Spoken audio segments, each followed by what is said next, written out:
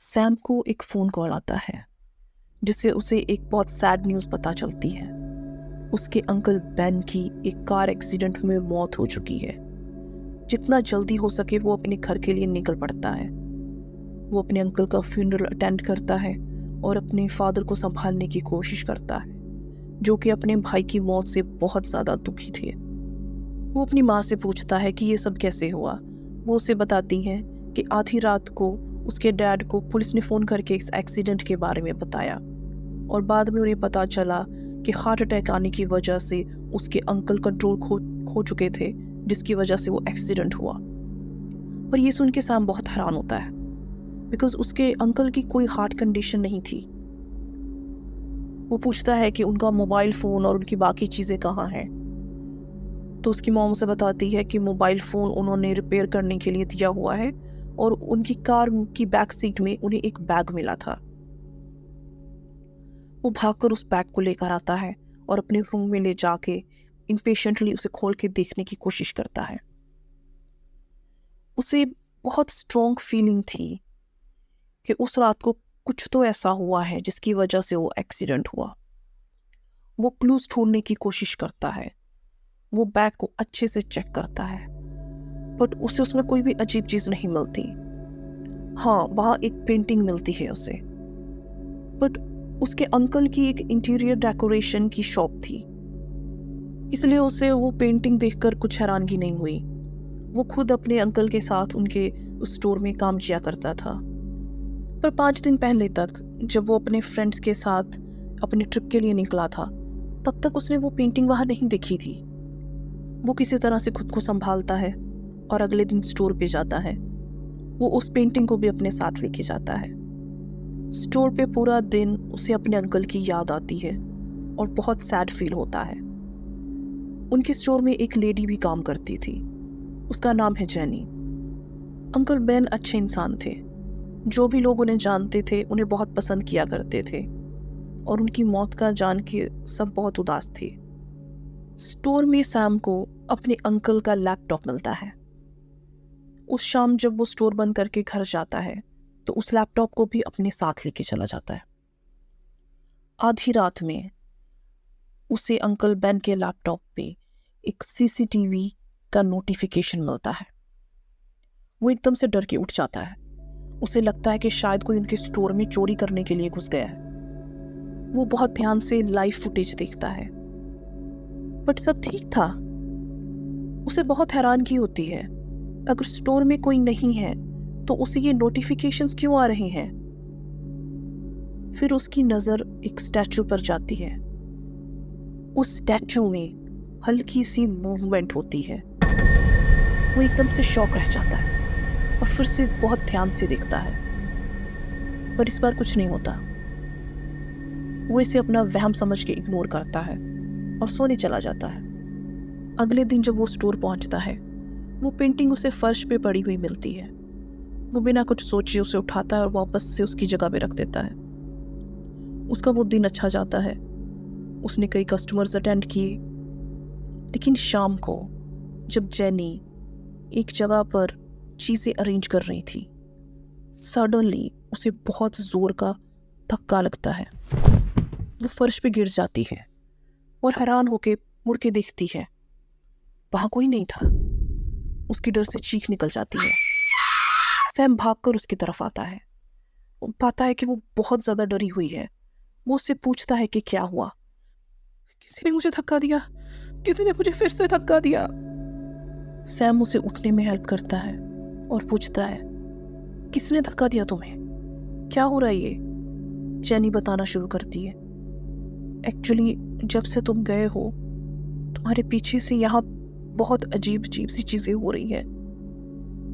तुम्हारे अंकल भी बहुत अपसेट रहते थे।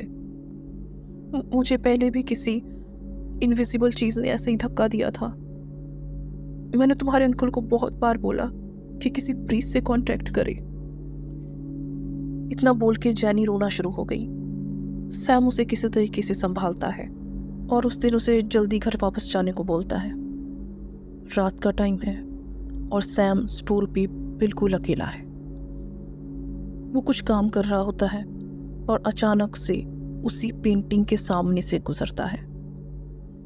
उसे ऐसा लगा जैसे वो पेंटिंग अपनी जगह से हिली हो। वो वापस मुड़कर देखता है, सच में वो पेंटिंग अपनी जगह से थोड़ा सा मूव हुई थी। वो उस पेंटिंग को ध्यान से देखता है। उस पेंटिंग में एक लड़की है जिसने ब्लैक ड्रेस पहनी हुई है। ऐसा लगता है जैसे वो लड़की गुस्से से सैम की तरफ घूर रही है। उसे एकदम से नर्वस फील होता है। वो उस पेंटिंग से दूर चला जाता है।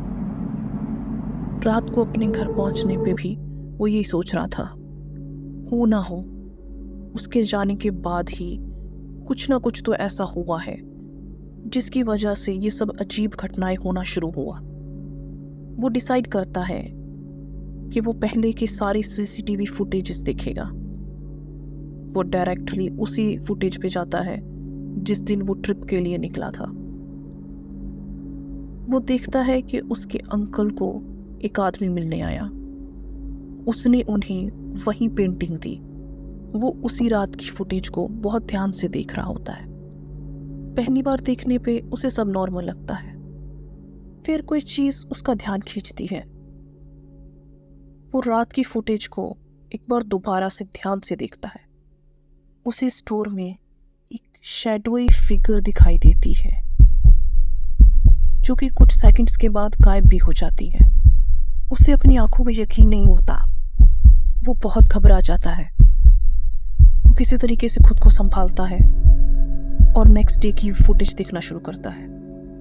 दिन के टाइम सब नॉर्मल रहता है। शाम को अंकल बेन स्टोर बंद करके चले जाते हैं, लेकिन आधी रात को अचानक से वो स्टोर में वापस आते हैं। वो बहुत घबराए हुए लग रहे हैं। वो स्टोर को अच्छे से चेक करते हैं, जैसे कुछ ढूंढ रहे हों। थोड़ी देर में वो शांत होते हैं, पर बहुत कंफ्यूज्ड दिख रहे हैं। तभी उनसे थोड़ी दूर पड़ी हुई वो पेंटिंग अपने आप नीचे गिर जाती है। वो ये देख के थोड़ा हैरान होते हैं, पर बिना कुछ सोचे उस पेंटिंग को उठा के वापस रख देते हैं। वो फिर से कंफ्यूज होकर इधर उधर देखते हैं और थोड़ी देर में वहां से चले जाते हैं। अंकल बेन के हटते ही वही शैडो फिगर फिर से दिखाई देती है। सैम बहुत घबरा जाता है।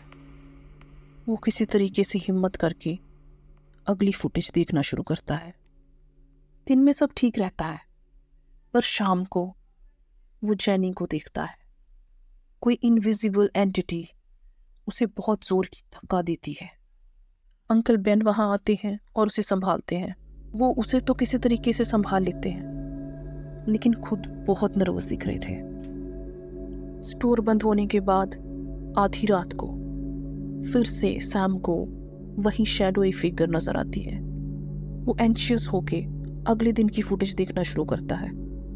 उसे दिखता है आधी रात को अंकल बेन फिर से स्टोर में आते हैं। पहले की ही तरह बहुत घबराए हुए वो इधर उधर कुछ ढूंढ रहे हैं। थोड़ी देर बाद वो घबराते हुए एटिक में जाते दिखाई देते हैं। एटिक में कैमरा नहीं था, इसलिए सैम को नहीं दिखाई देता कि वहां क्या हुआ। लेकिन थोड़ी ही देर में अंकल बेन भागते हुए टिक से बाहर आते हैं।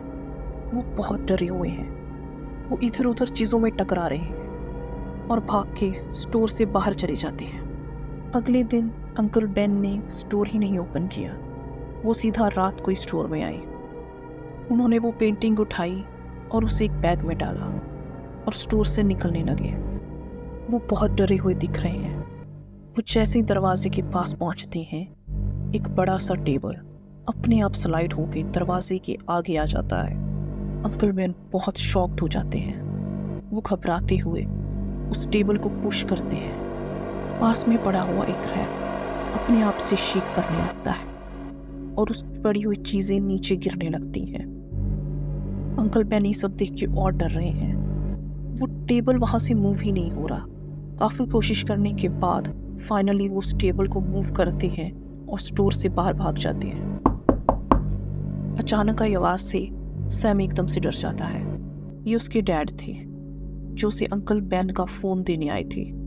वो एकदम से अपने डैड के हाथ से वो फ़ोन छीन लेता है और गैलरी में जाके वीडियोस ढूंढने लगता है और उसे एक वीडियो मिलता है। वो और उसके डैड उस वीडियो को देखना शुरू करते हैं। ये वीडियो अंकल बेन की कार में रिकॉर्ड की गई है। अंकल बेन कार ड्राइव कर रहे हैं और बोल रहे हैं, जिस दिन से ये पेंटिंग मुझे मिली है उसी दिन से बहुत अजीब अजीब चीज़ें मेरे साथ हो रही हैं। आज मैं किसी से मिला, उसने मुझे बताया कि ये पेंटिंग श्रापित है, मुझे इसे जला देना चाहिए। वो नर्वसली इधर उधर देख रहे हैं। कल रात जब मैं अपने स्टोर में गया था तो मैंने एटिक में एक बहुत भयानक चीज़ देखी। मुझे डर है वो चीज़ मुझे फॉलो करेगी और इतनी आसानी से इस पेंटिंग से छुटकारा नहीं पाने देगी। तभी उन्हें बहुत जोर की चीख सुनाई देती है। वो एकदम से कार रोक लेते हैं। मुझे अभी एक चीख सुनाई दी। वो अपने माथे से पसीना पोंछते हैं। तभी उनके कार के रूफ से एक बहुत जोर की आवाज़ आती है। वो डर से जम जाते हैं। कुछ नहीं हुआ। वो एक गहरी सांस लेते हैं और फिर से कार स्टार्ट करते हैं। थोड़ा ड्राइव करने पर उन्हें फिर से वही चीख सुनाई देती है। मुझे जल्दी से इससे छुटकारा पाना पड़ेगा। वो कार की स्पीड बढ़ा देते हैं और चीखने की आवाज़ बार बार आने लगती है। वो गाड़ी स्पीड से भगा रहे थे। तभी ऐसा लगता है जैसे उन्होंने रोड पे कुछ देखा। उससे बचने के लिए उन्होंने एकदम से स्टीयरिंग घुमाया और अचानक से उनका कंट्रोल लूज हो जाता है और कार क्रैश हो जाती है। वीडियो कुछ देर के लिए बंद हो जाता है और फिर से ऑन होता है। जख्मी अंकल बेन दिखाई देते हैं। उन्हें बहुत चोटें आई हुई हैं पर वो होश में हैं।